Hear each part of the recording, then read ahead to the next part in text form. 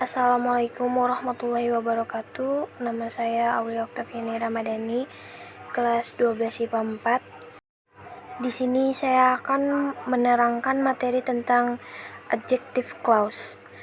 Definisi adjective clause disebut juga sebagai relative clause yang masuk dalam dependent clause. Dalam tatanan bahasa Inggris, clause ini merupakan salah satu elemen penting untuk menyempurnakan kalimat baik dalam percakapan maupun tulisan. Adjective atau relative clause berfungsi untuk menerangkan noun, kata benda, dan juga pronoun, kata pengganti pada sebuah kalimat. Clause ini tidak bisa berdiri sendiri. Ia harus disandingkan dengan noun atau pronoun untuk membentuk sebuah informasi baru.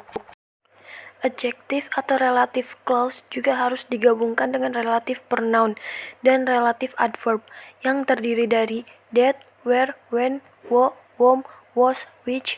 Contoh, the boy who was angry at his friend beat his hand. A 70-year-old man whose house was recently struck by lightning said he lost everything. Rumus adjective clause dalam kalimat. Relative pronoun.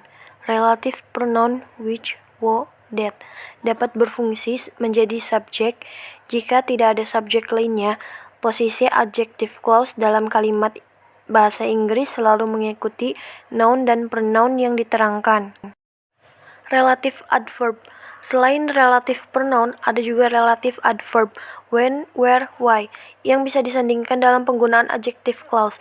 Relative adverb berfungsi untuk menerangkan atau menjelaskan noun sebagai keterangan tempat, keterangan waktu, dan juga alasan. Grammar yang digunakan dalam penggunaan adjective clause bisa disesuaikan dengan kondisinya.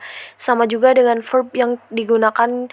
Verb 1, 2, maupun 3 dapat digunakan sesuai dengan konteks yang ingin dibicarakan. Jenis adjective clause. Restrictive merupakan kalimat independen dan dependen yang terikat.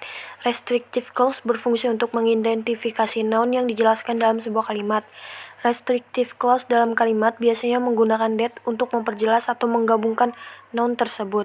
Contoh kalimat, I prefer to use a smartphone that can capture a great picture.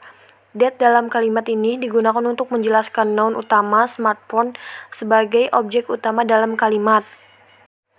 Non-restrictive. Kebalikan restrictive ada juga non-restrictive.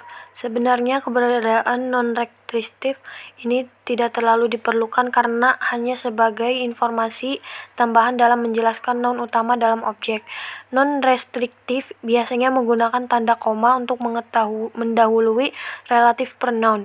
Contohnya, Michael whose mom passed away 6 years ago developed his business overseas.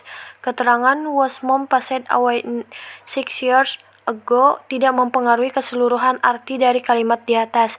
Jika keterangan tersebut ditidakadakan, kalimat masih tetap bisa berdiri dan dipahami seutuhnya.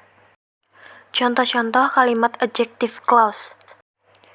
People who are smart follow the rules. I can remember the time when cell phones did exist. I still remember the day when you fell asleep in the office meeting room.